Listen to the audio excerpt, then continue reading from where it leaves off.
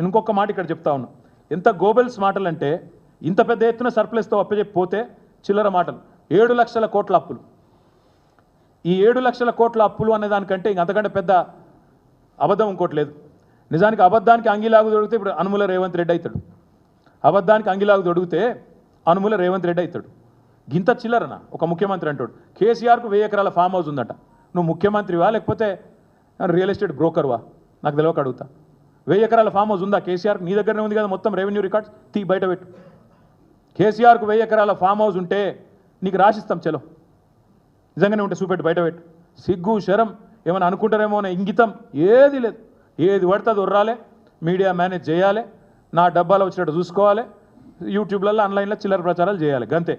7 లక్షల కోట్లు కూడా అసంటిదే చిల్లర ప్రచారం. మళ్ళొక్కసారి చెప్తా ఉన్నా, తెలంగాణ ప్రభుత్వం ఈరోజు మీకు ఒక మాట స్పష్టంగా చెప్పాలి. ముందు ఏ రాష్ట్రమైనా తన యొక్క ఆస్తులు అప్పులు రెండిటి పరిగణలోకి తీసుకొనే అప్పిచ్చేవాడు అప్పిస్తాడు. ఆ రాష్ట్రం యొక్క పరపతి ఏందని బట్టి దాన్ని డెట్ జిఎస్డిపి రేషియో అంటారు.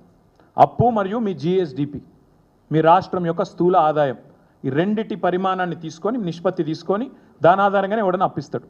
ఇవాళ తెలంగాణ భారతదేశంలోనే హైయెస్ట్ ఫిజికల్ ప్రూడెన్స్ ఉన్న రాష్ట్రాల్లో తెలంగాణ ఒకటి. అత్యల్పంగా డెట్ జిఎస్డిపి ఉన్న రాష్ట్రాల్లో కింది నుంచి ఉంటాం మనం 4వ 5వ స్థానంలో. మీరు చూడండి ఒక్కసారి కాంగ్రెస్ వాళ్ళ లెక్క. పంజాబ్ రాష్ట్రం మొన్నటిదాకా వీళ్ళే పరిపాలించి రాప్ కంటే ముందు, అక్కడ డెట్ జిఎస్డిపి రేషియో 44.1%. మొన్నటిదాకా కాంగ్రెస్ పరిపాలనలో ఉన్న పంజాబ్లో 44.1% డెట్ జిఎస్డిపి. ఈరోజు హిమాచల్ ప్రదేశ్లో కాంగ్రెస్, అక్కడ డెట్ జిఎస్డిపి 42.5. రాజస్థాన్ మొన్నటిదాకా కాంగ్రెస్ 36% డెట్ జిఎస్డిపి. అదే తెలంగాణ 27%, కర్ణాటక 23%. అంటే దాదాపు మనకు దగ్గరలో ఉంది. మరి తెలంగాణ అప్పులపాలైందంటే మరి రాజస్థాన్, హిమాచల్, పంజాబ్ అవన్నీ పీకినాయి, ఎత్తిపోయినాయి మొత్తం. అక్కడ మీ కాంగ్రెస్ వాళ్ళు ఉన్నారు కదా, మాట్లాడుతందుకు సిగ్గుశరం లేదా? ఏది పడుతుంది ఉర్రొచ్చా నోరుని? కానీ ఇంత దారుణమా? ఇంకా దరిద్రం ఏంటంటే అసలు 7 లక్షల కోట్ల అప్పు ఎక్కడిది? ఇంతకంటే చిల్లర మాట ఉంటుందా? ఇంకోటి, మీరు విడుదల చేసిన శ్వేతపత్రంలోనే డిసెంబర్ 23లో మీరు అధికారంలోకి రాగానే శ్వేతపత్రం విడుదల చేశారు. మీరు ఏం చెప్పినలా? గవర్నమెంటు 2 రకాలుగా అప్పులు ప్రభుత్వం చెల్లించాల్సిన అవసరం లేని అప్పులు ఉన్నాయని చెప్పిండ్రు. గవర్నమెంట్ హామీ లేనివి, అదేవిధంగా గవర్నమెంట్ కట్టాల్సిన అవసరం లేనివి.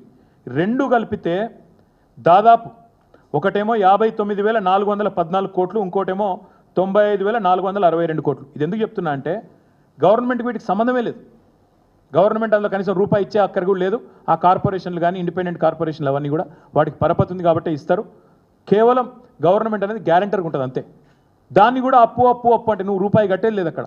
ఈ 2 కలిపితే 1,54,876 కోట్లు. నువ్వు చెప్పే 6,71,000 కోట్లు అనేది పచ్చి అబద్ధం. జోసెఫ్ గోబెల్స్ను మించిపోతున్నావు, అందుకే చెప్పేది. ఈ 2 తీసేస్తే 1,54,000 కోట్లు ప్రభుత్వం అవసరం లేని, కట్టాల్సిన అవసరం లేని అప్పులు. ఈ 2 1,54,000 కోట్లు.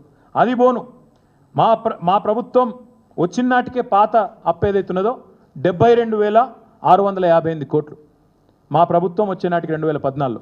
సో 72,658 ప్లస్ 1,54,000 కోట్లు ఇవి తీసేస్తే మిగిలిందెంత?